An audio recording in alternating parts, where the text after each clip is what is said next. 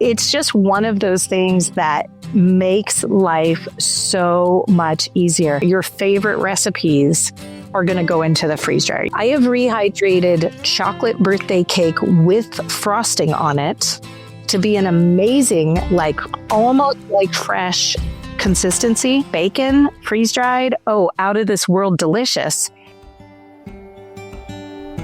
We believe food looks and tastes better when it comes from a mason jar, and that every home should have a well-used cast iron skillet.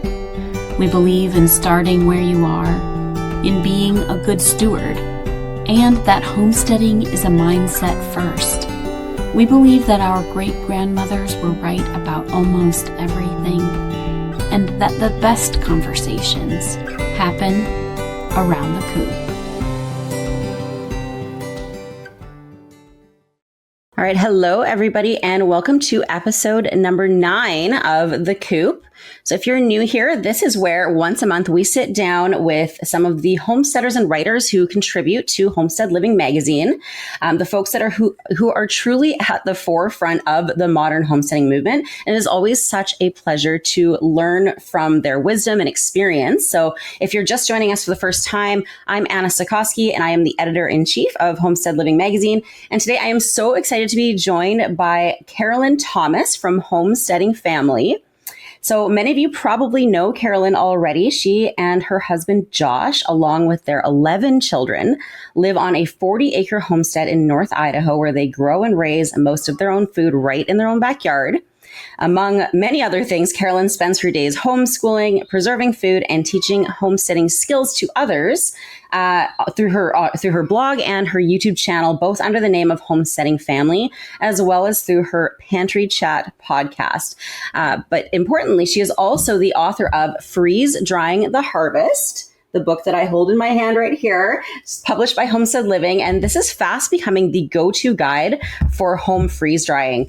And she's also a regular contributor to the magazine. So she writes for us quarterly, and she writes on everything from gardening and preserving to herbal medicine and home management. She's truly a wealth of knowledge on all things modern homesteading. So I'm so excited to have her here with me today. We're going to be talking all about freeze drying. And it's the perfect time of year to be doing that. I was just saying before we started here, I've got my freeze dryer running constantly in the background right now. And as the harvest comes in, it's a really, really fantastic way to preserve everything. And it really is like hitting the easy button. It's so easy to put up everything that's coming in at this time of year. So we are going to talk all about Carolyn's own freeze drying journey and how she was actually converted from a skeptic to a believer. Why freeze drying is worth the investment for homesteaders and families, the 7 simple steps to freeze drying, how you can preserve everything from fresh fruit and vegetables to meat, eggs, dairy, and even full meals, tips for choosing the right freeze dryer and avoiding common mistakes, and more.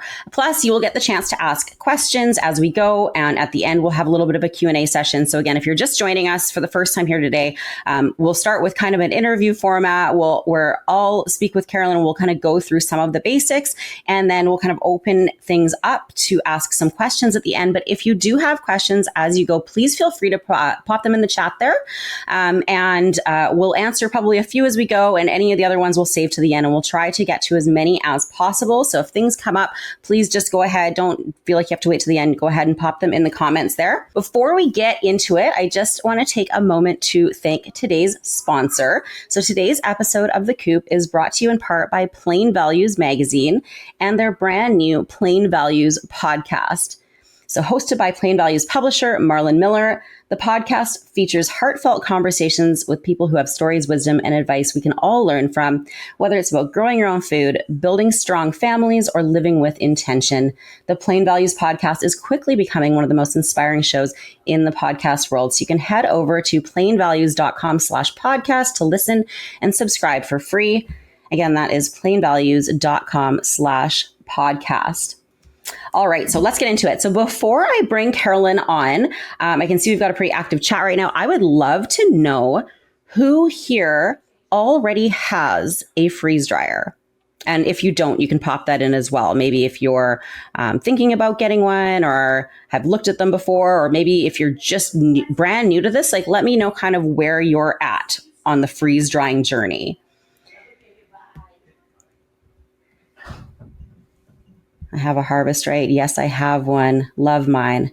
I've had a freeze dryer for approximately 3 years. Have one small. Okay, right on. So it sounds like a lot of people. Oh, Mary says hers will be delivered next week. Oh, so exciting. Looking to buy one in the next 6 months. Awesome. Have a medium. Okay, perfect. Okay, so few not yet, few that are looking to get one, but a lot of people here actually have a freeze dryer already. So yes, and I am totally obsessed. I hear you. I am obsessed with mine as well. Perfect. Okay. Well, this is going to be really exciting. So thank you so much for joining us here today. Carolyn, welcome to the show. Hello. It's great to be here. Hi. Thank you so much for taking time to be with us. So I'm really excited for you to kind of share your story with freeze drying, because it actually is kind of similar to how I began. And you were one of the influences in my life that kind of prompted me to finally dive in and get the freeze dryer. At first, I kind of thought, what's the big deal about this too? I actually didn't really know what the difference was between freeze drying and just dehydrating. And I have a dehydrator and that works well. But then I heard you start talking about it and how amazing it was and what a game changer it's been for you and your family. So let's start right at the beginning. Tell me about how you first got started with freeze drying. I think maybe even before I got started with freeze drying, I have been teaching people about practical food preservation for a long time now. And so when I first heard about freeze drying, my gimmick red flags went off. I was like, oh my goodness, somebody just really came up with a product they thought they could market to us suckers who are slaving away at the kitchen, and I just really thought that this was just a gimmick. Mm-hmm. And so I actually had a lot of baggage to work through before I ever even got to the part of trying out freeze drying, because I was just so sure, I felt like, wow, as humans, we've been preserving food for thousands of years and we haven't needed some high-tech machine that had computer components to it or anything like that. So I was like a skeptic. I was beyond skeptical. I was 100% convinced that we did not need this thing. And so what actually happened was that Harvest Right reached out to us and said, we'd love to give you a machine if you would make some honest review videos about it. And I actually went right back to him and I said, well, I'm not going to say nice things about your machine just because you give me a machine, right? Mm-hmm. I just want to make sure you're giving this to us in full transparency here. And they were like, just use it, just try it, just use it, and just make honest videos. That's the only thing we're asking. I was like, okay, because what I really felt like was, this was my moment to tell people, you don't need a fancy machine in order to do this. And I thought I was going to start using it and be like, this thing doesn't do anything that I can't do in the kitchen without it. The story goes, it took me about a month and a half to get the thing hooked up when it came. So it was like the beginning of January. So the middle of winter when it finally got to us. And I did not realize that because we had gotten a large machine, we actually needed an electrician to show up and to make some changes. If you get a small or a medium machine, usually it's just going to plug in, no problem. But when you get into a large or extra large, you have to have a few changes made. Okay. And so there goes another month and a half by the time you actually get the electrician to the house to do these things. And so by the time I get it set up, it is just the absolute dead of winter. We're here in North Idaho. It's gorgeous out here right now. But let me tell you, February is not the time you're going to find anything to freeze dry out of your garden. And so I kind of looked around. I was like, what am I going to do? And the first thing I found was some onions that were starting to go soft in my my storage area. And I knew that I needed to do something with them. Honestly, I was just going to chop them and dehydrate them, probably make onion powder or something like that. But I thought, I'll give it a try. I knew really nothing about freeze drying at this point. I had not done any research. I didn't like it. I didn't think it was going to be a thing. So I put no energy into it. And so I just took the onions. I just ran them through my food processor, diced them, dumped them on a tray, slid them in and freeze dried them.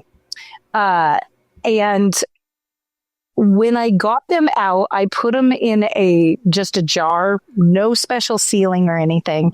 And I just put them in the kitchen. And all of a sudden, we were all using onions in the kitchen. Mm-hmm. Like we were going through those things so fast. My kids were cooking with onions. Everything tasted great. They were so easy to use that it was like we were just eating tons of onions, which of course is a plus because they're good for you. And they were something that was going to go bad in my storage. And I thought, okay, what are the chances I just happened to accidentally pick the one thing that's super useful freeze-dried, right? Like even then, I was not going to be sold. I was still a skeptic.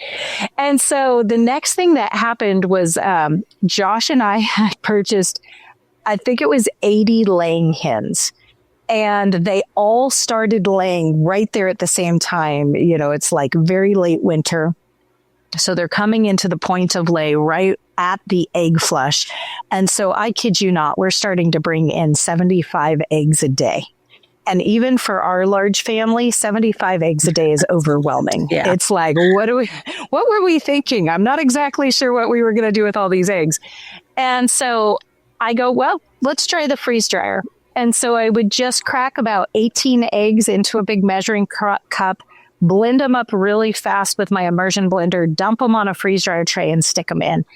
And when I pulled them out, I had this egg powder that I could rehydrate super easily. And I did a blind test. I didn't let anybody know. Like I made scrambled eggs out of fresh eggs and out of these freeze-dried eggs. And people couldn't tell the difference between eating the fresh eggs that had been scrambled and cooked and these freeze-dried eggs that then I rehydrated and cooked. And that for me was when the light bulb really went off. And I was like, oh, I can store these for 20 years for the moments when I don't have fresh eggs and nobody can tell the difference. It was like, okay, that's a game changer. And then it went even a step further where then the raspberries came in. That was the next real big thing. So like, I'm not joking, almost every day, as soon as I get an empty freeze dryer, we're sticking new trays of eggs in. Right. We freeze dried dozens of half-gallon jars of eggs, probably even more than that. It was so many. But then the raspberries hit. And we have about 80 raspberry plants. We get many, many gallons of raspberries every year. The challenge that I find with raspberries is either I'm sticking them in the freezer, which I don't know about you, but on our homestead, freezer space is a premium. Like you better be something really important to go into the freezer because it's going to be filled completely with meat by the end of the season. So I either take up space in the freezer or really to get a decent product, you have to add a bunch of sugar. Right. You're just not going to get a great product for anything canned. Even anything dehydrated, unless you're adding some sugar to it when it comes to raspberries. And so I thought, okay, well, let me try this. So I go out, the kids go out, we pick a whole bucket of raspberries. We bring them in. Literally, I dump them straight onto the freeze dryer trays, pick through a little bit, take out any little leaves or stems or anything I get, stick it in the machine and push go. Yeah. And I'm like, and that's it. And then I pull these raspberries out and they are like little pops of summer that are just like, they're so concentrated because you've pulled all the water out, but they're still fresh, unlike something that's been dehydrated, which kind of has that heat cooked flavor to it. These are like absolutely raw, fresh raspberries with so much flavor. And it was at that point that I was like, wait, I don't want to have to decide between whether I can freeze dry eggs or raspberries. So that's when I turned around and I went back and I actually bought a second freeze dryer. I was like, okay, not only is this thing awesome, but, but like I need more space. So we now have 3 freeze dryers. We have 2 larges and an extra large. It's harvest season right now, which incidentally is why I'm sitting out outside is because the kitchen is so filled with so much food preservation. You wouldn't be able to hear me if I was inside. The hum. But, I was going to say, I thought mine was loud. I can't imagine 3 freeze dryers all going at once. 3 freeze dryers running constantly. They actually, you can't hear them up in the main part of the house because we have them down in the basement. So they work really well. But, it's just one of those things that makes life so much easier. And I have to tell you, there are things that are like out of this world amazing. Tomatoes for me are a game changer. I will never can another tomato. I mean, maybe I shouldn't say never, but in my planning, I will not do another tomato in the canner. And the reason why, if you think about what it takes to can a tomato, you get your tomatoes in, you have to core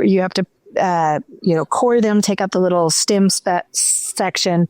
You have to peel them. So that means you're getting a pot up to boiling water. You're putting a little X through the skin. You're dropping them into the boiling water. You're cooling them in ice water. Then you're peeling them. This is all before you ever even get the canner out, right? Yep. So this is step and step and step. And I would literally spend weeks of my life every summer canning tomatoes. Now what I do, I take my tomatoes, skin on and everything. They're straight out of the garden. They're nice and clean. I don't even wash them. I don't even take the little cores out. I run them through the dicer on my food processor. I have a little dicer kit that just goes chop, chop, chop, chop and gives me nice little dices. If you don't have one of those, find one of them. Whether you freeze dry or not, it'll be your best friend in the kitchen during food preservation season.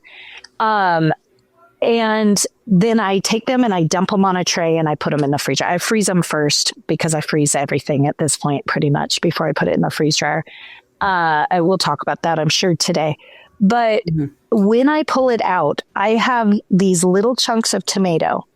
And with that exact same diced tomato, I can either rehydrate diced tomatoes, or I can powder them up just a little bit, just crunch them around with like the back end of a wooden spoon. And I could make tomato paste. I can make tomato sauce. I can make tomato juice. I can do any of those. It just depends on how much water I add to it. Right. Okay. So no boiling on the stove for hours, no evaporating off all that liquid, nothing like that. So there are these things that are like game changers, right? Like tomatoes for me. There are things that aren't awesome.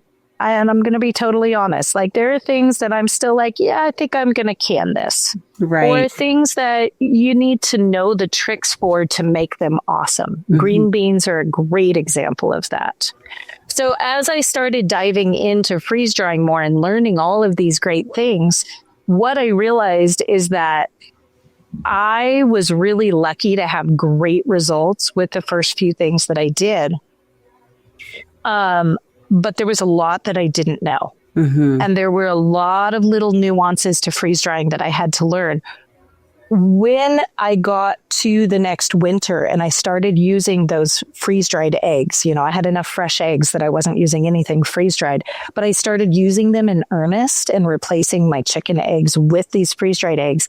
I found that I had lost over 50% of those original dozens and dozens of jars because I made some very basic mistakes, but I didn't know about it. Right. Okay. And so it was experiences that really drove me to start researching and learning and testing and trialing all the different things and all the different angles to make sure that my freeze-dried food was safe, it was delicious, and that it turned out great every time I did it. Otherwise, if you're not going to eat it at the end of the day because it's not great, then it's not worth it. Right. Or if you're losing half your harvest. Yeah. So you really have become the expert on it. And I was just saying before we went live here that I truly do reference your book all the time now because I'm new to freeze drying still, newish, right? We got it about a year ago, but I really just started using it in earnest this summer. And the great thing about the way you've written this, you've got a whole first, part 1 is all about kind of the basics of freeze drying, but then part 2 is all just an alphabetical listing of all of the different foods. So I've got plums in there right now. My mom's plum tree went crazy this year. And so it was really easy for me to just flip right to plums. Where's plums? Somewhere right here. And you've got it all like outlined in here, how to do it, if they need any kind of pre-treatment, if you need to peel them or not, how much to do in each different size freeze drying tray. And I was saying, like, it's actually easier for me to actually pick up this book and flip to that page than to try to research that and find that specific item online. So thank you for doing the trial and error and making some of the mistakes, so that hopefully we don't have to. And we're going to get into that in just a minute too. We'll talk about what are some of the common mistakes and how people can avoid them. And honestly, I have so many questions. So many things came up for me as you were talking about that, but I'll kind of save it to the end as well, because I know other people already have questions here. I haven't done any tomatoes yet. And it's really good just because I was like on the fence. We've just been throwing them all in the freezer right now because that's what we normally do and then process them later. But that sounds so easy, and especially the not having to peel them. And so, okay, that's going to be next up for me. One of the cool things, our first thing that we did, I've been hesitant to try onions yet. I really want to. It's actually on the top of my list because of your story. But I've been worried about having to like take the time to clean out the freezer after, because I don't want that onion smell permeating everything. Is that it's really not that bad? Okay. My big thing is just don't use the silicone mats on your trays for that, because that'll absorb it. So either go with nothing and go straight on the stainless steel, or use the some parchment paper. That's a good tip. And then really the only place you'll probably have to clean is the silicone seal on the door, and that just pops off. It's so easy to pop off. But the trick is that if you do feel like there's a lingering smell, you just do a batch or two of something that you like onions combined with. Okay. So plan on following onions up with your tomatoes. That's going to be awesome. Like, something like that.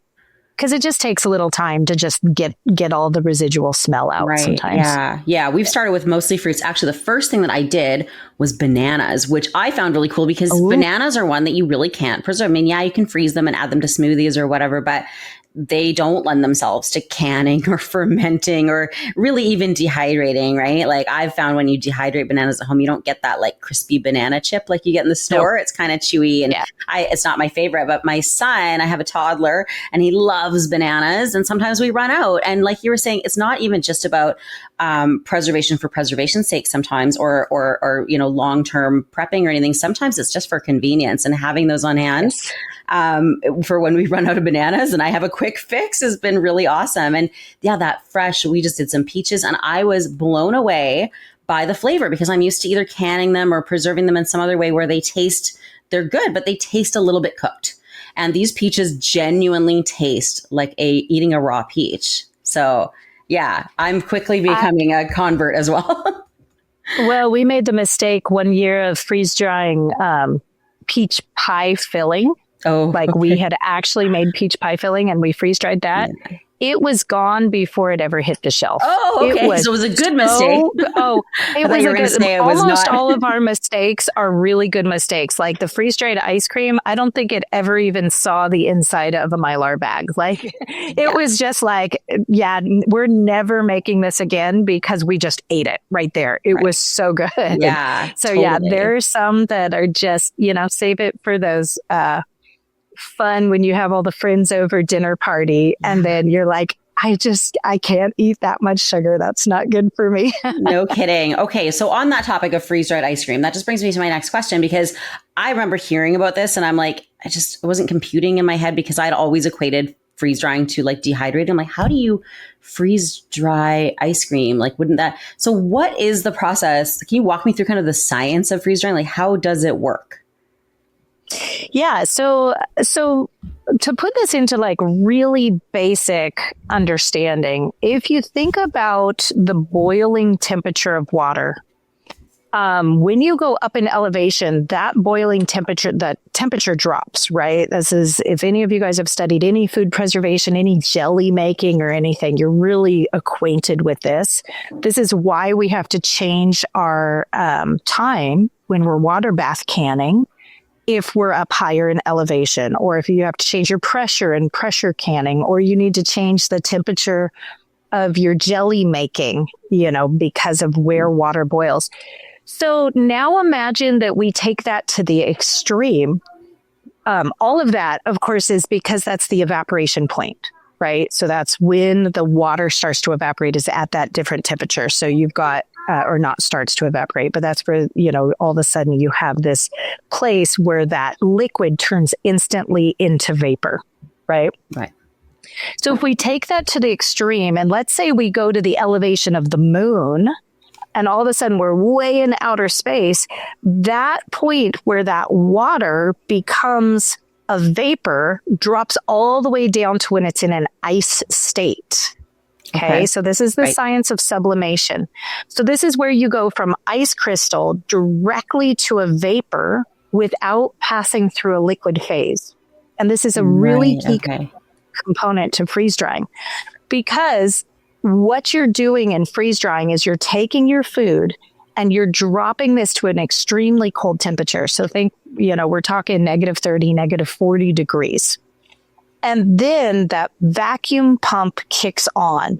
And essentially what you've done is the vacuum pump drops the pressure, the atmospheric pressure in that machine to be kind of the equivalent of you're out on the moon. Okay. So now we have this frozen food, and all of the water inside this really frozen food has just turned to ice crystals.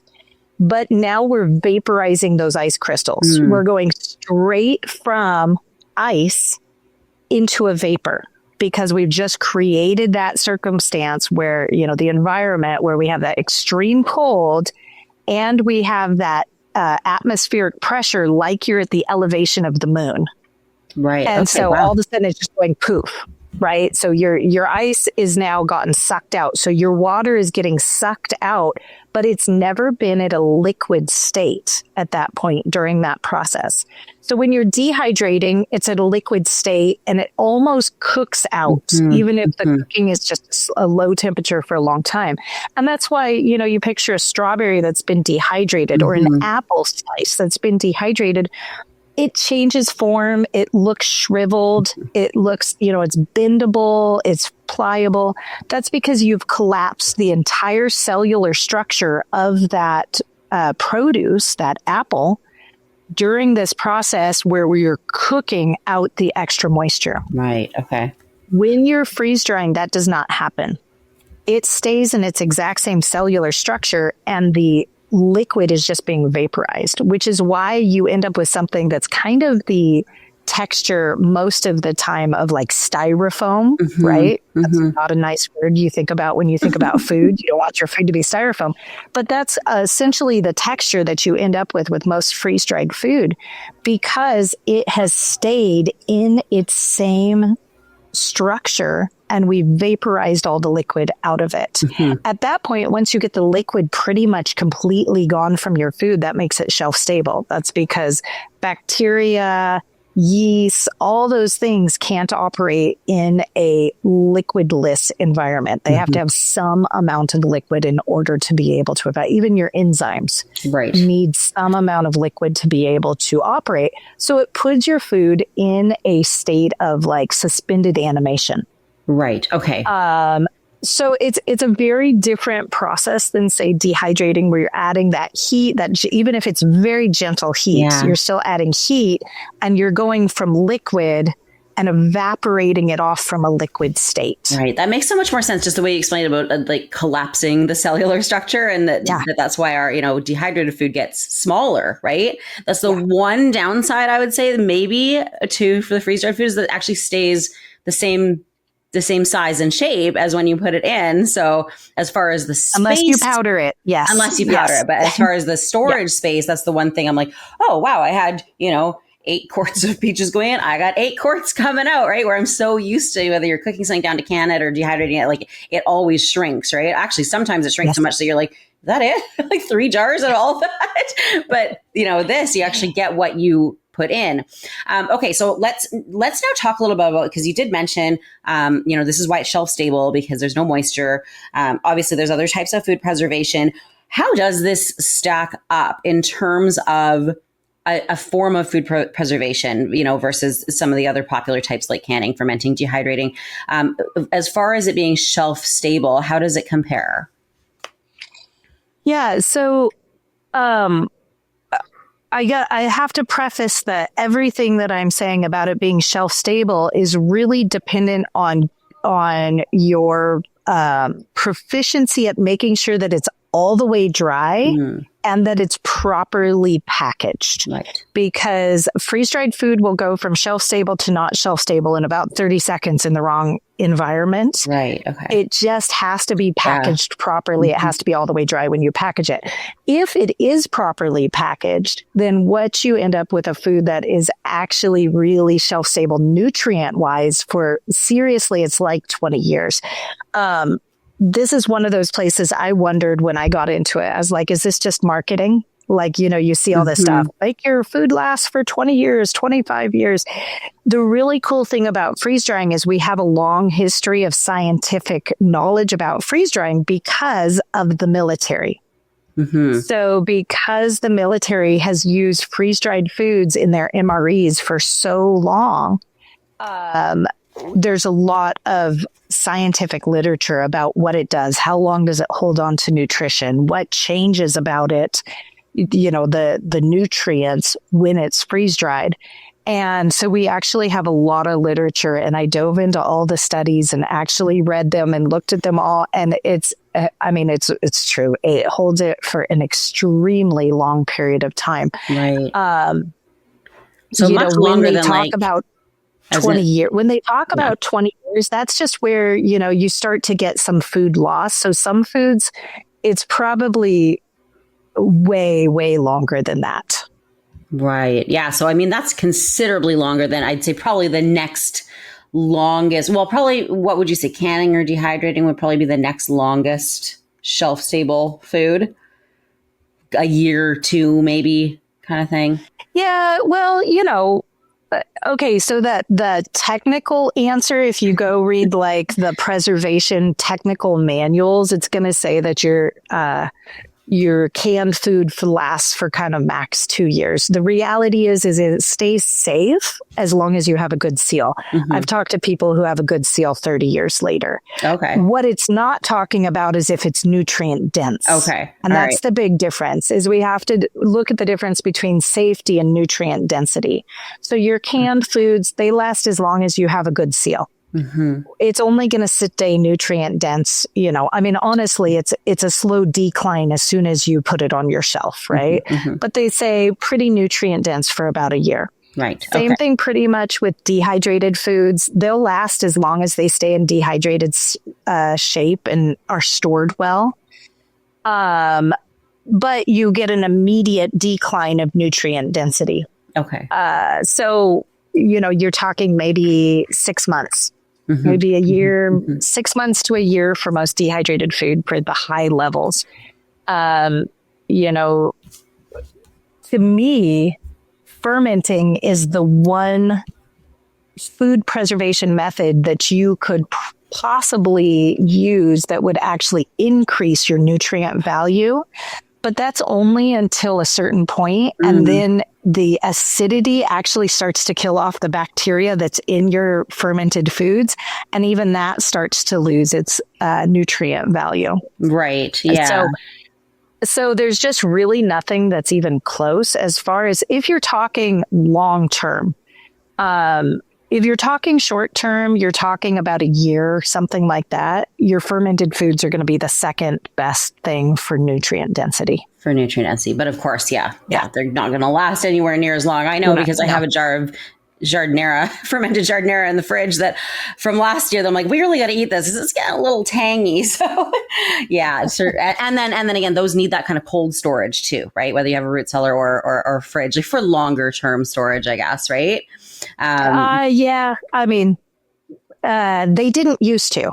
It's true. And although most people probably had some sort of a root cellar or somewhere they would keep it a little, not on your counter in the kitchen, whereas that's where a lot of my things end up because of lack of You're definitely going to get a better product for longer if you have it cold. Okay. All right. Okay. So let's talk a little bit about what can and cannot be freeze dried, because this is what is really cool, I find, about freeze drying versus some of the other forms of food preservation. Is you can preserve certain things that you just can't through other methods, but there are certain things that you shouldn't freeze dry or that just don't lend themselves to freeze drying. So let's talk first about what can be freeze dried, and then we'll talk about what you shouldn't. Okay, what can be freeze dried? Let's see. I know that I'm flipping through my book to like say I have a concise list here somewhere just so I don't miss the basics.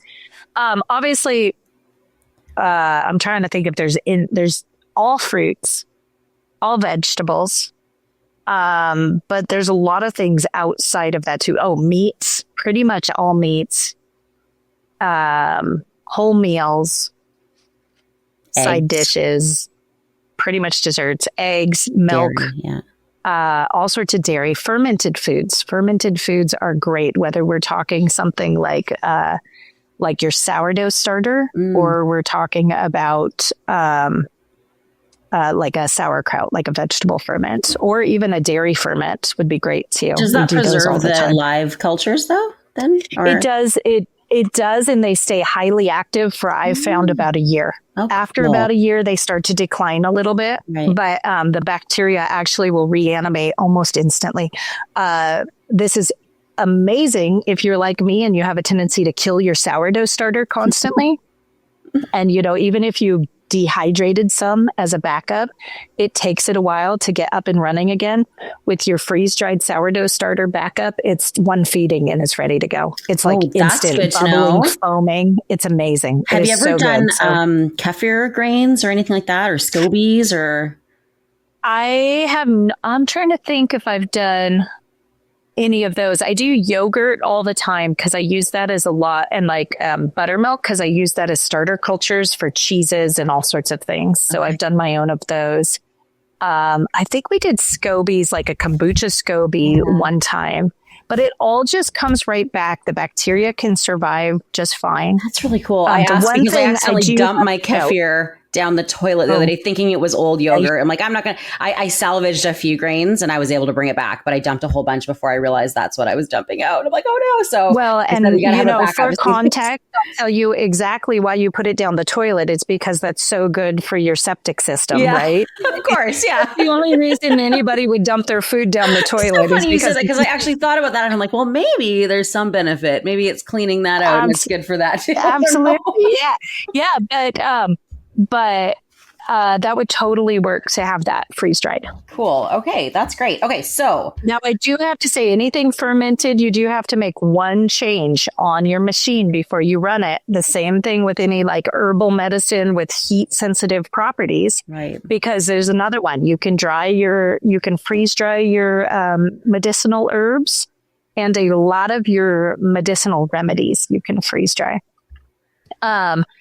But you do need to hit the customize button on your machine and drop the max temperature down to 95 degrees because you don't want it to overheat your heat sensitive things. Same things with your, probiotic rich foods. You don't want to kill off your bacteria by heat, which you will do in the freeze drying process. So you just drop that temperature down. It's just a setting on your machine. The only reason everything isn't set for that is because then it takes a little bit longer to freeze dry. Right. Okay. So it just slows your machine process down a little bit. Okay. Perfect. Okay.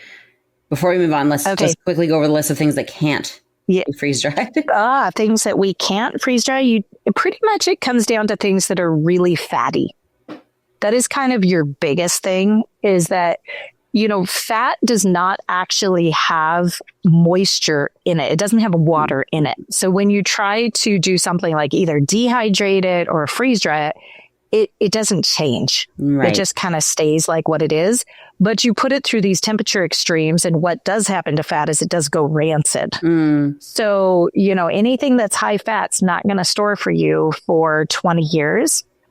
And I will be clear, you can still freeze dry some high fat items like bacon, freeze dried. Oh, out of this world delicious. Ooh, okay. But you have to keep it in the freezer. Okay.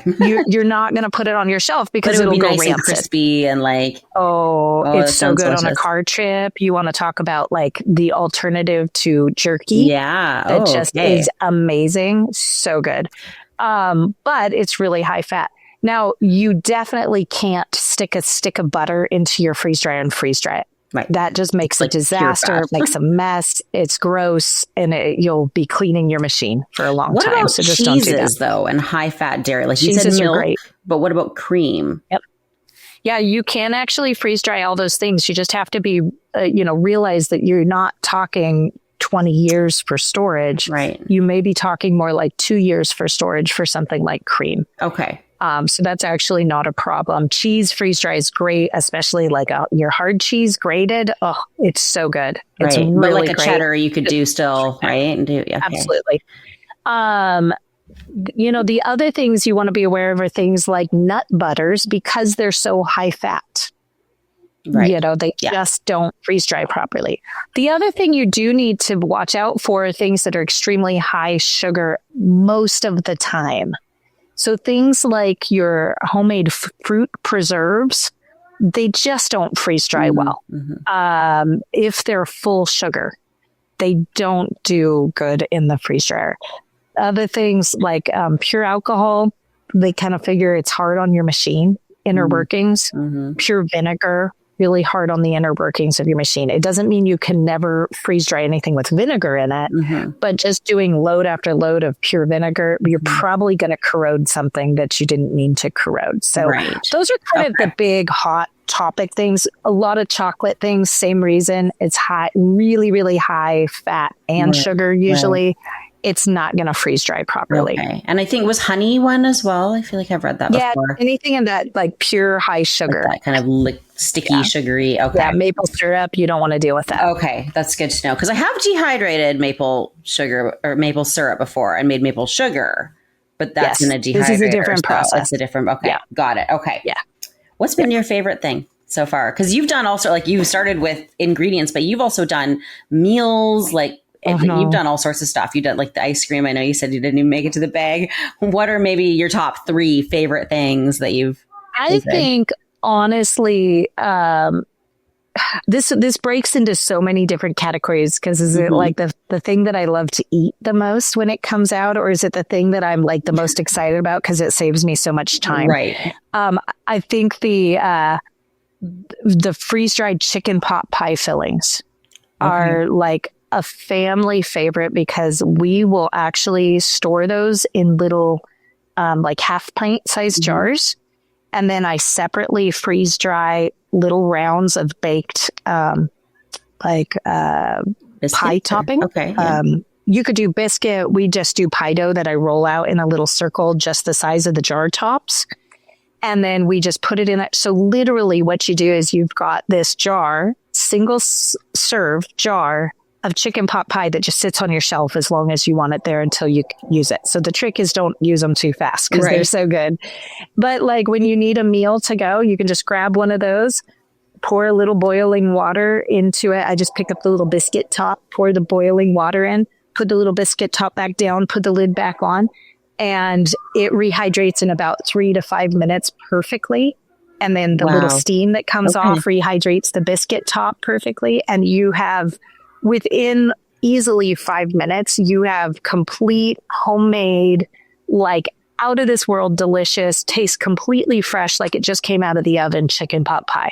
Very cool. And it's ready to go. So it's things like that my family just absolutely loves. Well, and being able to do the biscuit or the pie topper as well, like that's so you can freeze dry that sort of thing too. So I always wonder about that. You hear about like you freeze dry, like people who freeze dry like pizza and that sort of thing. Like, yes, does that get mushy though when it gets rehydrated? Or so the question, like, not all things rehydrate perfectly, right? Now, when you freeze dry slices of pizza, it makes the best freeze dried, not rehydrated thing ever.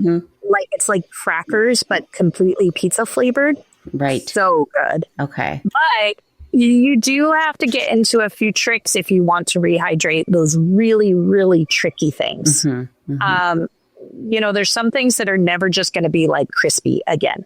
However, you can get into some of the fancier rehydration, which is like to stick a damp towel in a plastic bag overnight with your piece of pizza, and it will rehydrate without being excessively soggy. Right. Oh, wow. Okay. I'm going to have to get a little bit more adventurous. But for storage, a lot of the things that we find, if I'm making like backpacking meals or camping meals, is that if you just cook up your bread part separately, whatever that is. Like if you're thinking biscuits and gravy, you're thinking chicken pot pie or maybe tortilla soup or something like that. You just add those in separately. Yeah. To your meal. Right. And that makes it really easy.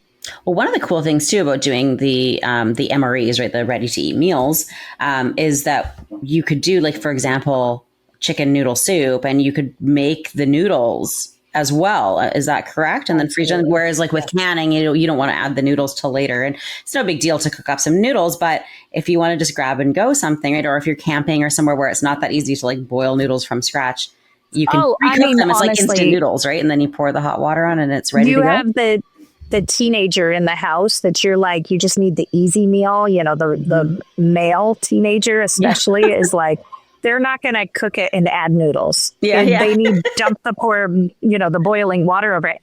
But yeah, rice, any of those things becomes instant. Noodles, any of that, because you pre-cooked it and then you freeze dry it. And so it just becomes instant. Spaghetti is a favorite in our house. Freeze dried spaghetti filled with meat and lots of veggies. Awesome. Because you just, take it. And one of the things that I find is so amazing about freeze drying is, canning, you have to have specific recipes. Right. Freeze drying, you can literally take the leftovers from your dinner, put a tray into the freezer, put your leftovers in one section of the tray from tonight, and then, maybe tomorrow night you have a different leftover. So you put another dollop of that leftover on the tray. You fill up your tray and you pop one of the tray lids on it, leave it in the freezer until you have all your trays filled up. You freeze dry that and you have, probably 40 different, in my freeze dryer, it's about 40 different servings of individual meals that are just from your leftover, little bits of ins and odds, enough to feed one person, but not the whole family type of leftovers. Yeah. And then you have this great selection of instant ready-made meals because you don't have to cook specific things for your freeze dryer. Your favorite recipes are going to go into the freeze dryer. You may want to make them a little lower fat than normal just to make sure they last a long time on the shelf. But aside from that, they're going to go in great. Yeah, I never even thought about that lasagna, you guys, it's amazing. Lasagna is perfect when it comes out. It tastes fresh when you freeze dried it and then you rehydrate it. If you want to keep it in slice form instead of like casserole form, you need to not make it too thick to actually fit into the freeze dryer on the trays. That's the big trick to it. But if you'll make a lasagna casserole, it's not even a big deal. It's just perfect. That's so awesome. You probably see my wheels are turning right now, what I can do. Because I never even thought about that. Like I'm so used to you're right, like doing a run of something specific, right? Like you need full trays of all this one thing. But yeah, because you can play with it a bit more and you don't need to follow like specific processing times for different things or certain recipes, you can kind of do a little bit of this and a little bit of that. Okay. Yep. I'm going to get more adventurous here. Okay. We're going to move on to some more questions. The next thing we're going to talk about is the 7 steps to freeze drying. So walking us through the process. But before we do that, because we are coming up on the hour mark, in about 10, 12 minutes. So I want to just take a little bit of time so that we're not leaving everybody hanging at the end and go through a few questions. So the first one I'm going to go to is Sherry, who asked, is freeze drying a high energy user? Because that's something that I also was worried about. And you mentioned having to get like an electrician out for yours. How have you found that? Like, is your electricity bill higher because of running all the freeze dryers, or is that negligible? Okay, well, let me just start this by saying whose energy, right? Let me ask a question because it saves me, no joke, like weeks. I am not joking. Maybe you guys don't preserve as much as I do. I have a large family, huge gardens. I am not joking that it saves me weeks and weeks out of my year every single year. So I always want to flip that around a little bit and say, what's more valuable to you? Your time or your electricity bill.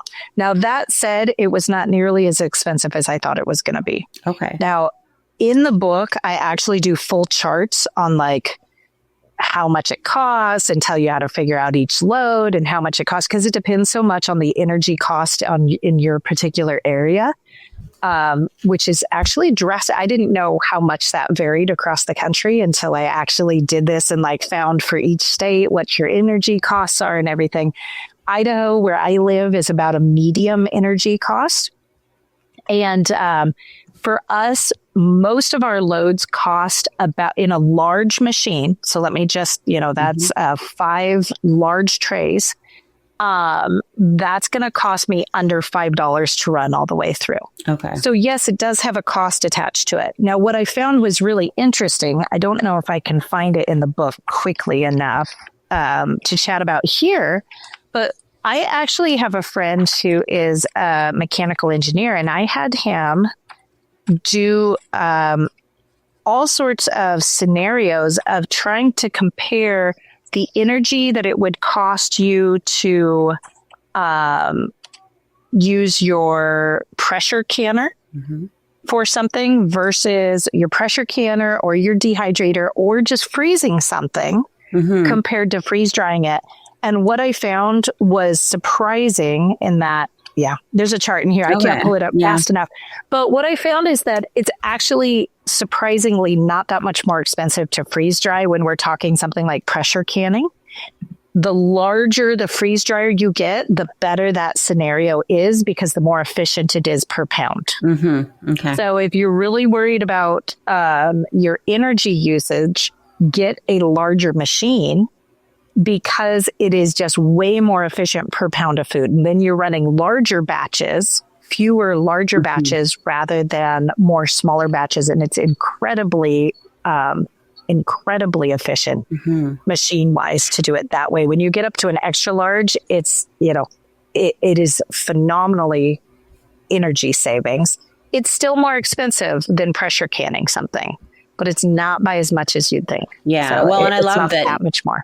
That you said, whose energy, because you're right. Like, what's your time and energy worth too? I know I was up canning last night and my daughter got dropped off late from a show she went to with a friend, and her mom said, "Are you canning?" She goes, "I used to can till 3 a.m. And I said, "I've been there and I don't want to do that anymore." And you're right. And it was like, I'm doing all the canning and here's my 4 jars and here's my 3 jars. And then this is like, here's 4 trays of plums in. Don't even have to think of it. I did this morning. Every time I do put something in, I'm like, because my husband is the one that set it all up. And I always like forget. I'm like, I have to, when we're going to talk about this, just the 7 steps, but I'm like, he walks me through, okay, make sure you turn this and right. And then he's like, and just turn it on. I'm like, okay, now he's like, that's it. Like, really? Like, there's gotta be more to this. Right. So, absolutely. Okay. So let's see. There was another one that I want to go to here. We're going to talk about this in a minute about choosing a freeze dryer, but let's see. Mariana, I hope I'm pronouncing that right, had asked if you have any other experience with machines other than a Harvest Right. So I know that you use the Harvest Right. That's what I have. That's probably the most popular, well-known freeze dryer on the market. But there are other brands. What do you know about these other brands? How do they compare? And have you ever used them? There's some other, we've got Blue Alpine. There's actually, I think at this point that I've seen maybe 3 other brands besides Harvest Right that are out there.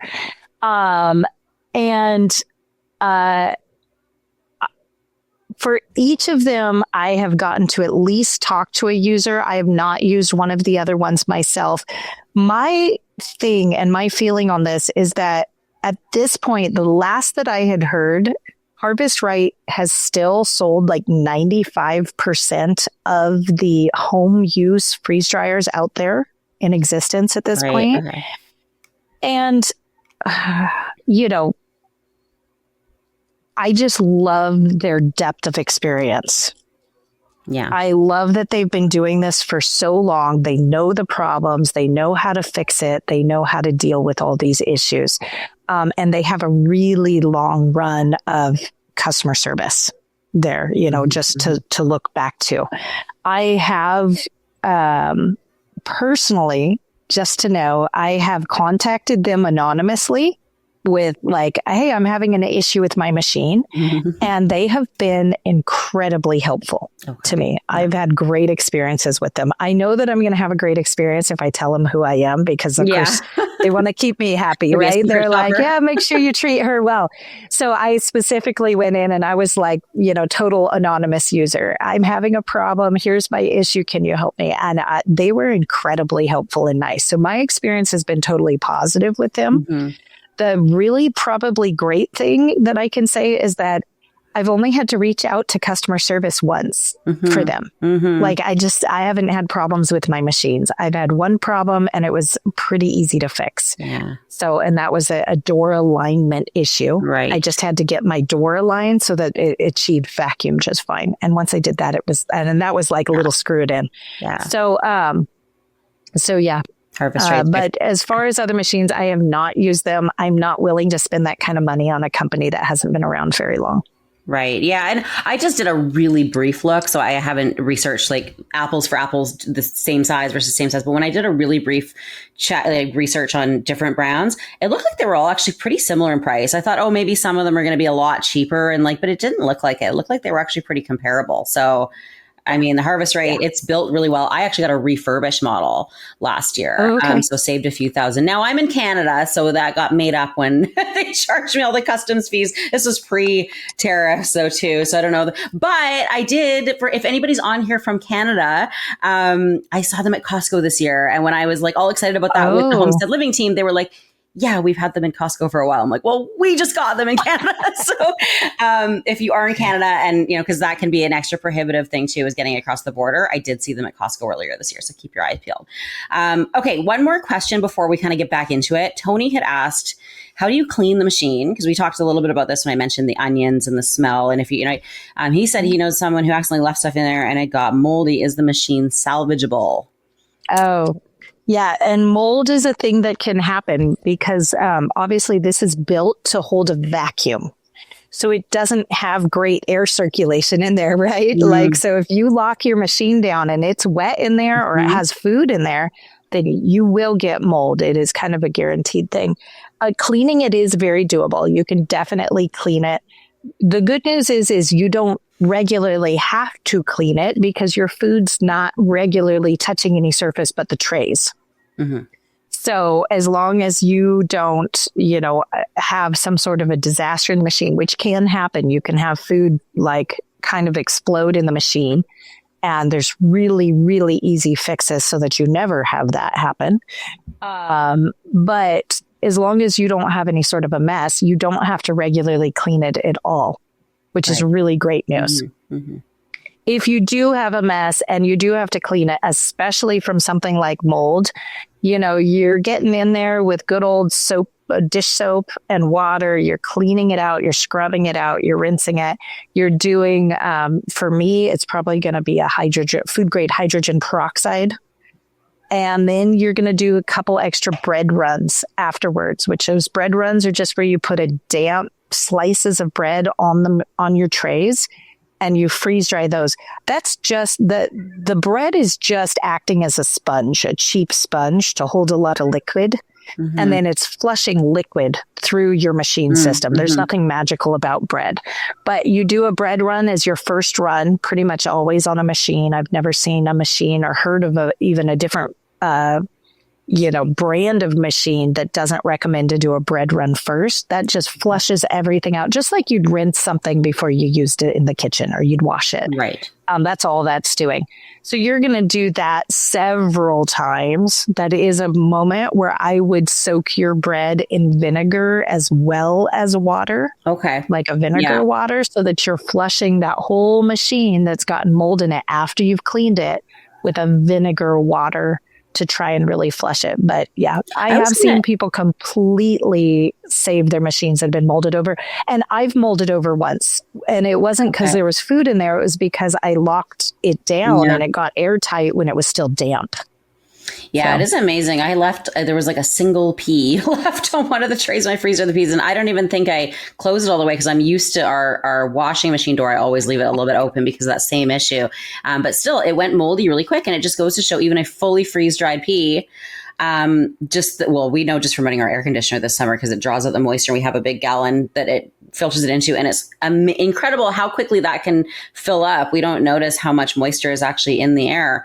But that makes a lot of sense. Does the vinegar, I was going to ask about that because, you hear that with washing machines, for example, sometimes that if you use it, it can void your warranty or something. Does Harvest Right recommend cleaning with vinegar? Like, could that damage it in any way or? Ooh, that's a really good question. And that's one of those things you're going to check your user manual because they update those things all the time. Yeah, so you're going to want to make sure your specific machine that you're paying attention to that because you definitely don't want to, void a warranty or anything like that. So it's a good thought there, Anna. Okay. For your machine, though, the Harvest Right, when I've talked to them, they're like, vinegar's not going to hurt our machine. Okay. Like, what are you going to do? It's all stainless steel. That might have vinegar in it anyway, so that makes sense. Okay. Yeah, it's just one of those things. Like, it's good maintenance, I think, just to keep that vinegar and the acidity lower. So don't start a business freeze drying pickles out of your home machine. Fair enough, but if you need to do something with vinegar in it, and I have freeze dried pickles, they are very sour. I bet. Yeah. They could be great, but I wouldn't do it for every single run. If you need to clean your machine, check your own owner's manual, make sure it's not going to void anything. But then I would do a run or two with that bread soaked in vinegar water. Okay. Perfect. Okay. Let's talk about the 7 steps to freeze drying. Let's kind of back it up a bit. So what is the process? What does that look like? Okay. So I like to break everything down into simple steps to follow. Some of these steps you don't have to do every single time you freeze dry. Some of them are dependent on the food. But let's start because step number 1 is preparing your food. This is where you're pretty much just getting the food into the shape you want it to be in when it's freeze dried. So this may be shredding something. It may be dicing.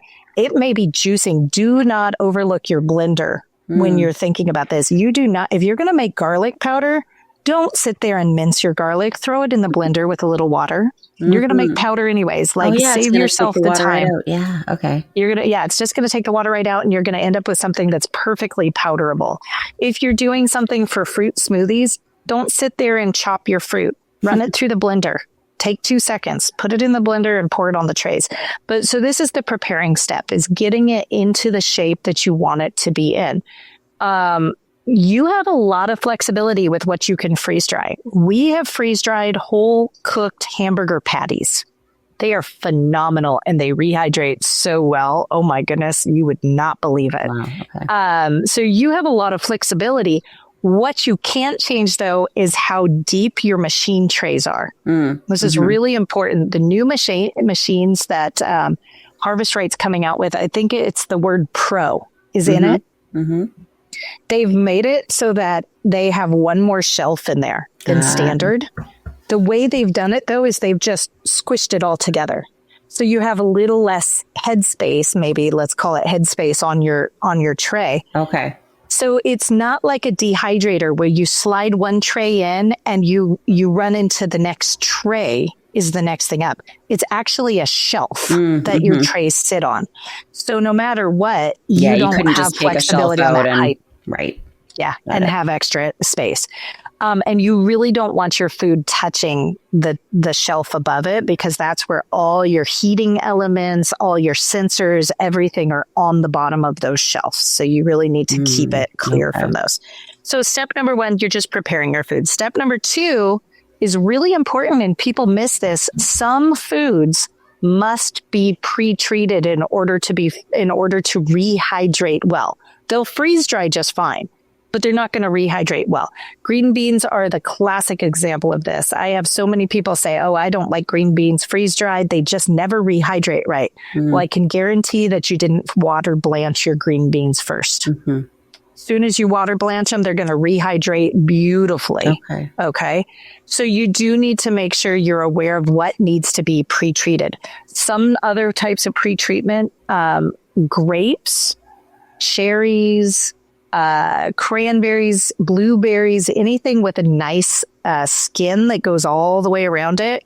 Man, that locks moisture in there like you wouldn't believe. You have got to get those poked or cut in half, or you have to do something to them to split that skin before you put them in the freeze dryer. Otherwise, you'll never get those things freeze dried. One time I tried grapes. I decided, I'll just see how long it takes. 3 72-hour runs later, I gave up. Wow. I was like, what? They weren't even halfway freeze dried. I'm like, I can't do this anymore. Obviously, this is a bad idea. So you have to do something to pop those skins on some of those. That all goes into pre-treatment. This is a step that a lot of foods don't need to be pre-treated, but some do. And the ones that do really do need to be, or you're going to get really bad results. Step number 3 is pre-freezing. I always recommend pre-freezing. Full transparency, I don't always pre-freeze, but I do always recommend it. And the reason is that there's actually a few reasons. One, you can save a lot of electricity pre-freezing because your freeze dryer is not doing it. Your freezer that's already running in the background is doing the work. 2, it makes your loads run faster because your machine isn't taking the time to freeze dry it. So that's a really great thing. That's why it saves electricity. It's not running as long. But the really big thing is that vacuum pump that kicks on during the freeze drying process is really powerful. And if you put food into your freeze dryer and it is not solidly frozen when that pump kicks on, it will actually suck it out of the tray and freeze it instantly, like as it's sucking, which means you have this cotton candy like explosion that can happen all over your machine and it makes everything a mess. If anybody has done that, like be very aware of that because you will clean and clean and clean and it is a disaster you don't want to have to deal with. This happens especially for liquids that are like high sugar. Okay. And that's because it takes a lot longer for them to freeze. Okay. And so they're thick. So think like orange juice. Right. Oh my goodness, that's notorious for a disaster. Okay. The easy thing is that if you just pre-freeze it for 48 hours, it's frozen solid. It won't do that. It can't do that. Right. Is that why you recommend 48 hours? Because that's like getting it really, because I rock solid. I admit I skimp on that. I'm usually like, okay, it's been in there overnight. It's frozen enough. Yeah. But that still gives it a little bit of a head start, right? That's still, okay. Yeah, it does. It does. But it definitely, if you're doing anything that's a thick, sweet liquid, I would definitely just go ahead and do the 48 hours. I think I just need to get more trays because that's the problem. Like I got to wait till they freeze and then I got to, can you buy just extra trays so that you get the next one ready to go? Double the amount of trays. Okay. Yeah. Always have a second one. That way you have one ready. As soon as your machine defrosts from the last one, you can pop it right in. Yeah. So it actually saves you a lot of time if you do and you pre-freeze. So yeah, you want to pre-freeze. There are some things that just turn out better. Obviously, if it's something like ice cream, you have to pre-freeze. Yeah. Right? Yeah. That's just really not an option because you can't let your ice cream melt before it's frozen. Right. But in the dehydrator. So step number 4 is the easiest step, and that's the actual freeze drying step. And that's where you just follow your on-screen prompts. Do whatever your machine tells you and freeze dry your food. The machine does all the work. Now, the thing with the machine is it has little sensors in multiple parts on your machine where it tells you when the machine is done drying, but they're not always perfectly accurate. They can't actually reach into the depths of your food to determine whether or not your food is done. So that is why step number 5 is determining doneness. And this is probably one of the most important steps as far as your skill as somebody who's operating a freeze drying machine, is making sure that your food is done. The easiest way to do this is to take your food out as soon as your machine says it's done. Take it out and test it by touching it. There should be zero sensation of coldness in your food or heat because there's no moisture left in there, theoretically. If there's no moisture left in, there's no ice crystals in your food. So your food does not feel cold anymore. If your food feels cold, it needs to go back into the machine. If it feels wet, gummy, hot to the touch, cold to the touch, anything like that, it has to go back in for more dry time until it is completely crispy, powdery, and room temperature to the touch. Okay. That's really good to know. Okay. So that's step 5. Is that right? That was step 5. Okay. So determine your doneness. What's next? Once it's done, then we need to store our food properly. So step number 6 is storing your food. Now, in the book, I go into 3 different options for food storage. I go into long-term food storage when we're talking prepper pantry, 20 years. You don't think you're going to use it soon. This is long-term. Okay. We talk about really short-term storage, like I'm going to be snacking on this all week and I want to be able to reach my hand into the jar and eat out of that jar for about a week or 2. But what is most common is our medium-term storage. And this is where, you have a garden, you want to freeze dry your food, and then you're going to eat off of it for the next year or 2. So this is really like 1 to 4 year storage. What you want to do, for me, I prefer glass mason jars, just good old canning jars, right? They don't have to be canning jars. They can be repurposed grocery store jars as long as you have a lid that will fit on it in a way that keeps a seal, keeps it airtight. I prefer these because if you can't see a food, then it's really hard to get it into your regular eating rotation. Totally. So I like to be able to go down to my pantry and see what's in the jars. Your 2 options for vessels for sealing your jar or for storing your food are Mylar bags or glass jars. Those are your 2 main options. You cannot use plastic of any form. Plastic is actually not long-term airtight. It does slowly leak. Mylar and glass are the only things that you're really going to get a solid seal. You could do metal, but we don't really have that type of container where it's like stainless steel metal that's going to store things all the way. Okay. So you've got to think about, when you're thinking about storage, your number 1 enemy for your freeze-dried food is moisture. Right. And I don't just mean like getting wet because somebody spills a glass of water onto it. I mean even the moisture that's in the air. This is a major enemy for your food. So you need to protect your food from moisture at all costs, which means you need to keep it in an airtight container. Now, generally, for medium-term storage, I'm going to recommend that you put an oxygen absorber in it. Again, full transparency, in my home, I don't tend to, because I live in a very dry environment. I don't have a lot of moisture in my air. If you live in a humid environment, 100% put an oxygen absorber into your jar with your food or your Mylar bag. You really need to do that. If it's a rainy day or a damp day out, put an oxygen absorber. When you're processing your food, put an oxygen absorber in there, because all that's going to do is it's going to deal with the moisture that gets into your jar or your container when you're packing it. Right. Okay. And then on top of that, your best bet is to figure out how to remove as much of the air in your container as possible. So that would be a vacuum sealer. So kind of best case scenario is you're vacuum sealing a container and it has an oxygen absorber into it. Now, if you live in a very dry place, you can probably get away with a really full jar so it doesn't have a lot of, airspace left in it, and just capping it down. I've actually had things last like that just fine. It's not a good insurance policy, though. If you want to make sure that your food is going to last and it's going to be in great shape when you go to use it, make sure you have an oxygen absorber in there and make sure you vacuum sealed it. You can get those little teeny vacuum, hand vacuum sealers that just pop right on the top of your jar. I love those things. I have those. I have the 4 jars one. It's really cool. 4 jars makes a great one. Yeah, totally. I think it's pretty cheap too. It's not a huge investment. They're not expensive. They're easy to use. They just pop right on top of your little, your lid. I love it because you can use your used canning lids for this. Yeah. So as long as they haven't been damaged, then you can use those. Get one of 4 Jars lid lifters that they have, and it helps keep your lids from getting damaged when you take them off your canning jars. And then you can reuse that. It is just so much easier.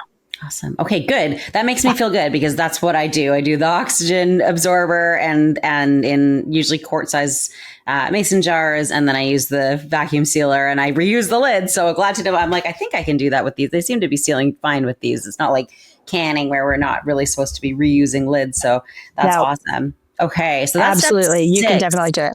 What's step 7? Step number 7 is rehydrating your food. Now, this one is obviously optional. Some foods are phenomenal freeze-dried and just dry in their dry state. You know, we're talking freeze-dried bacon. Oh, so good, right? But your fruits, a lot of your fruits, you don't necessarily want to rehydrate them. You can, but you don't want to all the time. So just know that you have a lot of flexibility with this. The one thing that I really have to say here is that remember how we were talking about bacteria surviving the freeze-drying process? That is really, really good news if you're trying to do your sourdough starter. It's really bad news if you're talking raw steak that goes into your freeze dryer, right? Like you have to know that if you rehydrate something that went in raw, it's still raw. And the moment moisture hits it, you have to treat it raw.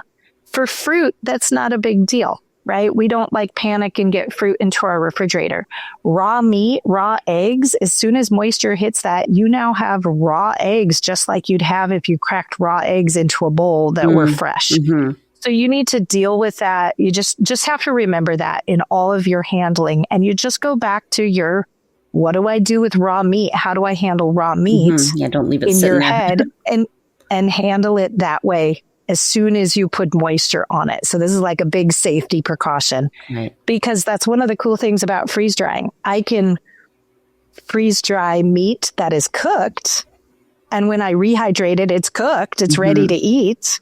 Or I can freeze dry it raw. And when I rehydrate it, it's still raw and I have to treat it raw and I still have to cook it somewhere in the process. I mean, presumably, right? Yeah. So, you know, the big rule here, the big overarching principle is that if you have a raw food that was freeze dried totally raw, you're going to rehydrate it with cold water and it's going to take a little bit more time. Okay. If you have a cooked food, you rehydrate that with hot water, like hot liquid, almost boiling water, and it's going to rehydrate really quickly. So if we're talking raw fruit, obviously you don't really want that hot. You're not going to use hot water. That one's pretty intuitive, right? If you're talking about raw vegetables, you're going to want to use cold water to rehydrate it. And then you have the choice. Do you cook it afterwards or do you eat it raw? Because we eat vegetables raw. So that would be a normal thing. Or you can just take things, if you're doing like a soup or something, a sauce, something with some liquid in, you could probably just add those. Or even with fruit, I'm thinking like oatmeal, you can probably just put the freeze dried right into those and then they'll rehydrate as they go, right? You can definitely do that. And that's, you know, another thing that I like to tell people, don't limit yourself to water to rehydrate things. Imagine your steak that's been rehydrated in a little bit of red wine or a little bit of beef broth. Or like you can, the options are endless. Imagine rehydrating your cantaloupe with lime water instead of just water. Like, or mint tea that's been cooled. You can get really creative with your rehydration and it can add so many layers of flavor to it. Now, a lot of times people get really overly concerned, I guess, about the rehydration and about all these techniques that are out there. Like, ooh, do I steam it to rehydrate it? Do I spray it to rehydrate it? Do I do all different things? And the good news is that I have tried rehydrating a vast amounts of food at this point. And what I have found is that plain old pouring the right temperature water over food is drastically by far the most useful and the best method. I have rehydrated chocolate birthday cake with frosting on it to be an amazing, like almost like fresh consistency just by splashing little bits of warm water on it. Wow. And you put it on, you go slowly if it's something delicate like that. I was going to say, it's more about how much, like you probably don't want to like dump a glass of water on that, but just a little bit of moisture. No, but there's some things like, if you're rehydrating, like let's say that raw steak we're talking about, you just put the whole thing in a big bowl of water. Yeah. It's not going to overhydrate in that case. You're not going to end up with a watery steak because of that. Now, a chocolate cake, it's going to dissolve and turn into, I don't know what in your water. So you're going to really gently put it over the top, but it just still comes back really, really well. Okay. Wow. Okay. Yeah. Very cool. Okay. Going to kind of get through the next couple questions I have as quickly as possible so that we can go to a few more Q&As before we wrap up. So we've talked a lot about kind of some of the mistakes that you've made and that sort of thing. Some of like proper storage techniques and proper rehydration and all that sort of thing. Are there any others that we've missed or that we should touch on, like common mistakes or things that people should be aware of? I'm sure that there are. Because there's a few of them. The good news is I like to make all the mistakes out there and then tell you about it so that you guys don't have to make the mistakes. So, well, the good thing is that you got a lot of that in this book. So for anybody who has a freeze dryer or is seriously considering it, like get this. I'm for real, because this has everything, like even the pre-treating when you were talking about like blanching vegetables, even with the peaches, I didn't think about it at first. But you had mentioned to use some lemon juice so that it doesn't oxidize and go brown, right? So, and that has definitely helped to preserve the peaches and keep that color and everything, right? So, I'm sure that if there are any things that we've missed, all of that is covered and item by item in the book as well, which is really good. I do actually have one. I'm going to go to this one because that's kind of on this topic before I finish up with the last couple questions. So Connie had asked, how come some of my freeze-dried vegetables lose their color? I am using oxygen absorber and also vacuum seal my jars. So thinking maybe that has something to do with the pre-treating. What do you think? Yeah, and I've got to tell you that some things just do lose a little bit of color. My tomatoes, when I freeze dry them, they turn out like pink, like a pale pink. The most amazing thing is that when you go to rehydrate them, the color pops right back. Okay. So for some things, it's just kind of a function of losing the liquid in the way that you lose it for freeze drying. Other things, that would be a signal that maybe you haven't inactivated some of your enzymes in there enough, and somehow we're getting some loss of nutrients in that way. So that would be really looking at your pre-treatment, and if it's a food that needs to be pre-treated first in order to, last the best. If you're storing things in a glass jar, light definitely depletes the nutrients. This is why we only do glass jars when we're going to store things for a couple years. So it could be that you have something that's really sensitive to light, that the light in your pantry, I don't even mean direct sunlight, is just slowly degrading it over the years. That might be something that's better stored in Mylar bags. Okay. Okay. So here, we're going to go to last couple questions that I have, and then we'll do a couple more Q&As before we wrap up. So, my next question would just be about the value, I guess, that we're getting out of this. So as we kind of alluded to, it is a little bit of an investment up front. These freeze dryers run, I don't know, somewhere from around the 2,000 mark, I think, to upwards of 4,000, I believe, maybe closer to 5,000 for some of the pro ones. Obviously, you have a large family. You've found it very useful. In fact, you now have 3. So I know where you stand on it being a wise investment for someone in your position who's growing and raising a lot of their food. What do you think about somebody who's maybe just getting started with gardening and homesteading and is starting, or just getting started with preserving, or isn't growing a lot of their own food, or has a small family? Is this worth the investment? Would you maybe start elsewhere and lead up to this? What would your honest advice be for somebody in that sort of position? So, I think like so many things, it kind of depends. If you have any fear at all of food preservation, of canning or anything like that, I would wait and make the investment in the freeze dryer, because freeze dried food is just so safe. This is so much safer. You really don't have to have a lot of the safety concerns that you would when it comes to to canning specifically.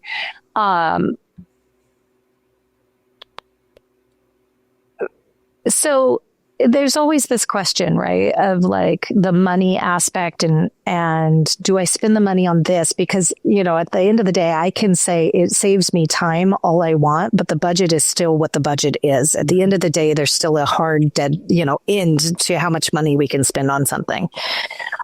For me personally, if I was starting all over again and I knew what I knew now, I would just save up until I could get a freeze dryer, to tell you the truth. It just saves so much time and energy and allows me to put energy other places that's the way it would be the most efficient.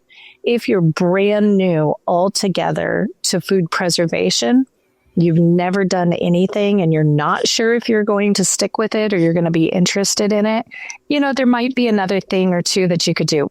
Fermenting costs pretty much nothing to get started. You need some salt and some old used jars. Like that's about it for fermenting.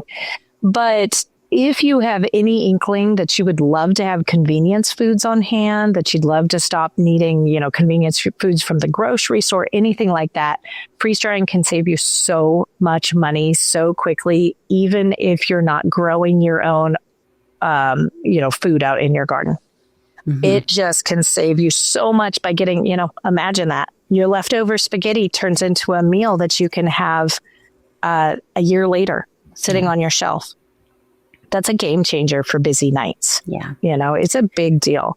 So for me, it makes sense just about in almost every single circumstance. Even if I lived in the city, had no gardens, I would have a freeze dryer, hands down. Yeah, totally. And even just from a health standpoint, my mom bought some of those I think it's freeze dried or they're dehydrated anyway, but those hash browns that come in a little carton because she made a casserole the other night and she's like, I rehydrated a couple of these not knowing how much they'd rehydrate. And so here you take some. So we did some of those up for breakfast and it could just taste a little bit different. Like, I could just taste it. And of course I looked at the ingredients and there's a bunch of extra stuff in there as preservatives. And my husband and I always look at each other like, why? We're like, why do they need to do that? Because we can put it in the freezer and not have to add any of those extra things, right? So yeah, I agree. It depends on what your priorities are. But even if you're not growing it yourself, if that's important to you to know what's in your food, this is a great way, obviously, to make sure that none of those extra additives and preservatives are getting in there and having shelf-stable food. Absolutely. So, cool.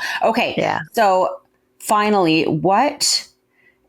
you've got 2 larges and an extra large. Is that correct for sizes? Yes.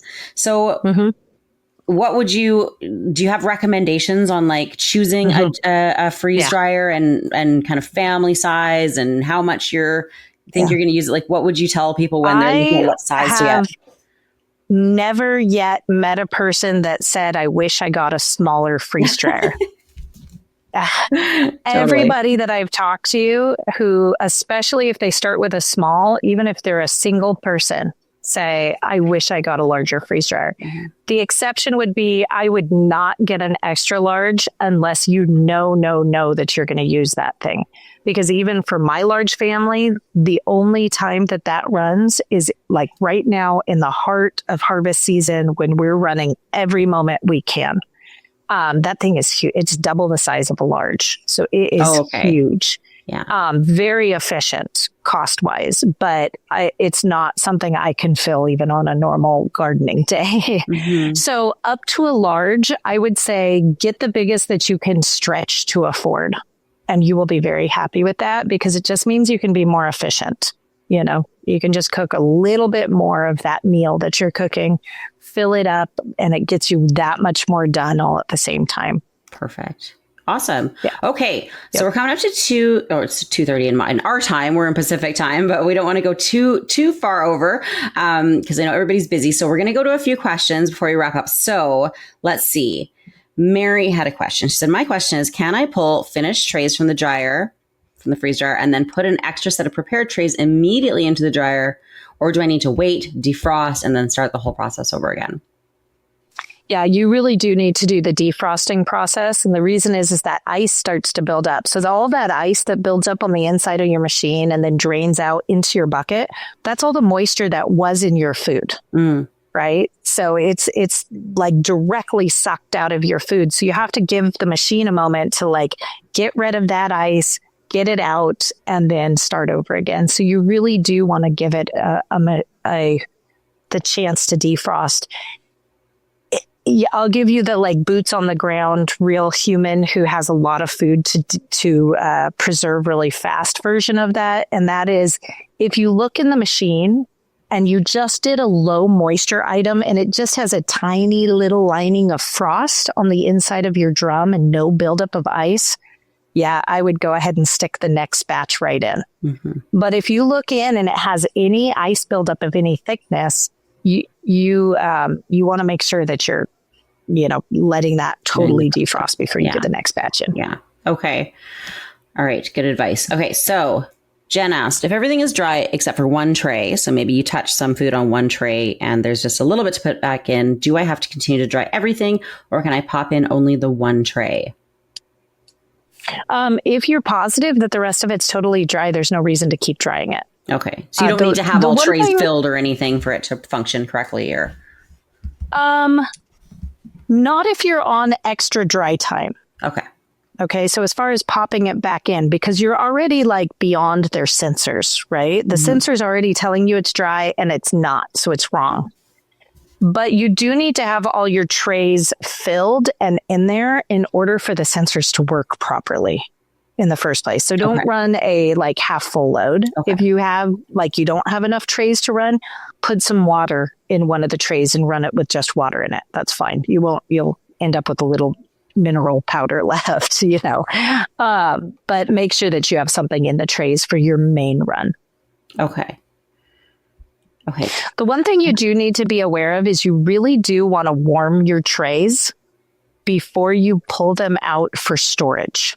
So you don't want to pull your trays out cold. Freezing, yeah. The reason for that is the condensation that forms. Mm-hmm. Okay. If you pull that tray out and it is like, sometimes you're pulling it out and it's 10 degrees, right? And you put that on your tray. If you have any moisture at all, you're going to start condensation because that tray is so cold. It the dew point and everything, it's going to suck that moisture right off. Right. It's also going to start to defrost right there, which is going to get your food wet in your tray. Okay. Right. And then you're going to have a food that's going into jars, not completely dry. Okay. Yeah. So what you do need to do, you still have to go. If you want to pull those trays out and they're cold, you still have to go through the warm tray process to pull them out, to package them, to put that one tray that's not dry back in or leave it in there. And then, let it kind of cool back down and do the more dry time. The machine will take care of that, but you just need to make sure you go through that. Okay. Good to know. All right. So Leanne asked, kind of on the same note, I recently freeze dried diced garden tomatoes. It was a humid day. When I took them out of the freeze dryer, within 15 minutes, they were a bit softer than they were when I took them out of the freeze dryer. I proceeded to put them in quart-sized jars and used the vacuum sealer to seal them. I was questioning whether they were too soft for me to have gone forward with sealing them up. So on that note too, I would say, like, how do you know for sure, like if it seems dry? Because, sometimes with dehydrated foods, like sometimes they're crispier if they go a little long, but sometimes they're a bit more flexible, and that's okay. They're still dry enough. How do you know? And if they do spoil in the jars, is it going to be obvious, like mold, or could there be an issue like we get with canning jars where you get botulism, or saying that you can't tell if it's gone bad? Right. Great question. So first of all, something like tomatoes have those seeds, and those seeds like to lock moisture into them that you don't know about. They take a little longer. So anything with those types of little seeds in them, even think like if you're freeze drying watermelon, it has those little white seeds in there, maybe those seedless watermelons, anything like that, you need to put it in for 8 extra hours of dry time after you deem it's done. Okay. To make sure we get all the moisture out of those seeds. When you take them out of the machine, you need to package them immediately. Right. They can't sit for 15 minutes on your counter because they are instantly sucking moisture out of the air. Right. Yeah. So if your food, when you go to pull it out of the jar, is anything less dry than totally crispy, crunchy powders in your fingers, then it wasn't dry enough. Mm-hmm. Okay. Yeah. The, we can get into the line between where's the common sense line, where do we get to use our common sense versus what is like super, super safe as far as food safety goes. The food safety line is that if there's any moisture in it whatsoever, it's not safe. Right. Once it goes into those jars, right? Yeah. The common sense line says, okay, is this a high acid? I would only even start to allow myself to think this way if I had a really firm grasp on food preservation. Is it really high acid food, like a fruit, that I could water bath can all by itself? If it is, I know that bacteria can't survive in that.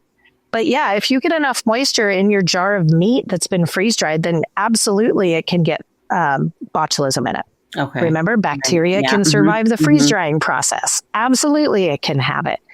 So you know, luckily that's more like 15 to 20% moisture you have to get in there. That's a pretty wet item. Right. So for me, the big test is if it's not crispy dry anymore, then it's too wet. And I was going to say at that point too, you'd probably notice condensation on the jar. Like you'd notice that it was moist in there. Right? You could. Yeah. You definitely could. Yeah. Okay. For things like fruit, if you have any question marks, or even tomatoes are pretty high acid, if you had a question mark on it, you could do exactly what you do with dehydrated food, which is called conditioning it, which is where you take that jar, you leave it out on your counter for about 2 days and see if any condensation shows up on the inside of the jar. And then you know it's not done enough and you have to dehydrate it more, right? You can do that same thing for high acid foods. For low acid foods, you don't want them sitting in a jar like that. The other issue that's going to happen is it's going to mold if it gets too wet. Yes, you can see the mold. So that's a less scary issue. But, you know, bacterial growth and botulism can happen in any airless condition that has more than about 14% moisture in it. Right. And it's low acid. So well, good to know. Need to be aware. Yeah. Using those oxygen absorbers and all that is important too. Okay. Yeah. And, you know, we do cover all of this in the book. So if you're just like, oh, how do I know? You know, it is all written out in the book. Yes. And I was just going to say, because we'll probably have time for a couple more questions and then we're going to have to wrap up. And I know that there's lots of questions and I see there's more even coming in. So the book will answer most of the questions that you do have. And also Carolyn is a regular writer for Homestead Living magazine. So if you guys have any questions for her on freeze drying or honestly on any of the topics that she covers. And she really is kind of a jack of all trades when it comes to homesteading. Feel free. You can send them to hello@homesteadliving.com. And that always is helpful for me too, because then I know what you guys want to read about and I can pass that along to Carolyn. But we will finish up with a couple more questions. So Aubrey had asked, can you store freeze dried food in jars for as long as the Mylar bags? Will they last as long if they're kept in a dark environment in jars? If they're kept in a dark environment, light is then your one thing that is kind of the you don't deal with in the jars that you do deal with in the Mylar bags. Mylar bags are completely light free, right? So they can't get light in there. So as long as it's kept dark, then absolutely. Okay. Power rounds of questions here. Dax had asked, Jen, I'm not sure who asked this, but what time? Oh, maybe he was asking somebody else that was in the comments, but we'll ask you too. So what time settings do you do for cheese and what type of cheeses do you do? So we had touched on some of the cheeses, but maybe you can speak to cheese specifically. Yeah, well, it's important to note that your machines don't have a time setting. Like you don't input time into your machine. The sensors tell you when it's done. So on the settings though, you know, you've just got, you kind of your on button. You do have customized settings.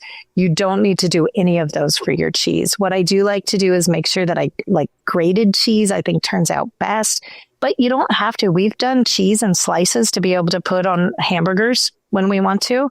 Oh my goodness. When you rehydrate it just on a hamburger and you rehydrate it with the juice of the hamburger, so good. Same thing with tomatoes. We slice tomatoes and freeze-dried them sliced. We put them directly on our burgers and just let it rehydrate from the juices of the burger.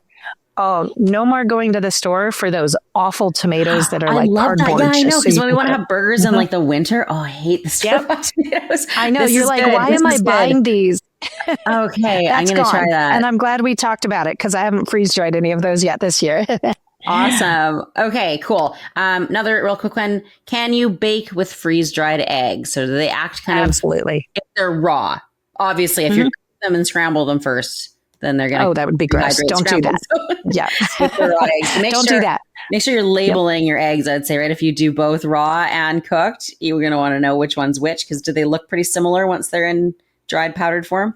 Well, always label them, but I don't think you would powder your scrambled eggs if you wanted to rehydrate scrambled cooked eggs. Just like that. But it's always good. I tell everybody in my house, we label everything with an FD for freeze dried, just in case there's confusion, because we do still dehydrate some things.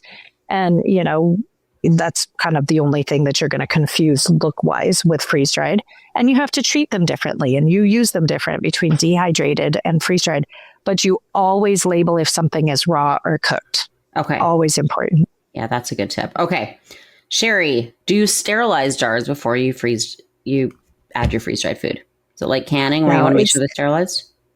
No, you don't even have to sterilize canning jars anymore. They took that recommendation away quite a few years ago. Yeah. You want to make sure they're clean for obvious reasons, and you want to make sure they're dry, all the way dry, completely dry. Otherwise, you'll ruin your food as soon as you put it in. But yeah, just nice and clean. That's good enough. Awesome. Okay. Last question we're going to take right now. Barbara says, I inherited a 2017 model freeze jar. What are the pros and cons of older versus newer models? And I'm sure you can speak specifically to Harvest, right? At least with these. Yeah, really. Yeah, nothing else existed back then. So yeah, you're pretty good with the Harvest, right? The pumps and the way they run, you can update the software to some of the newer software, but it's really the pump you have to be aware of, because it used to be that you would have to change the oil. Literally, when they came out, you had to change the oil every single run. The newer premium model pumps, it's like 30 to 50 runs before you have to change them. Of course, they have the oil-free pumps. Some people love them. I don't tend to recommend them. They have a lot more problems from my experience and from what I've heard from people, and they're loud. So go with the premium pump, and yeah, that would be the big thing of the older ones. Perfect. Okay. Well, we are going to wrap up. We are we've been going about the hour and a half mark lately, because everybody that we've had on, it just has such a fantastic wealth of information to share. And if you have joined us on past episodes of the Coop, you know that every month we have somebody new on who's kind of an expert in that particular thing. Carolyn, you are 100% the expert on freeze drying. I can't think of anybody better to share this information with us. So thank you so much for being here today. You guys, if you love this conversation, then you're definitely going to want to get yourself a copy of Carolyn's book if you don't have one yet. So again, it's called Freeze Drying the Harvest. You can head to homesteadliving.com to grab your copy. And if you're not subscribed to Homestead Living magazine yet, then make sure that you do that. You can also do that at homesteadliving.com. Or you can do that there should be a link below the video where you can subscribe now, and you will be in time to get next month's issue. So with that, we'll wrap up. Thank you so much for joining us today, Carolyn. And then next month, if you join us again, we'll be back. I think we've got Joel Salatin joining us next month. So very exciting things. And I think, Carolyn, you've got another article coming up soon. So again, if there's anything that Carolyn, we didn't get a chance to answer today, or that you would like her to write about in future issues of the magazine, you can send in your questions or comments to hello@homesteadliving.com. And that'll help make sure that we are publishing exactly what you guys want to read and learn about. All right. Well, thank you very much, guys. And we will see you back again next month.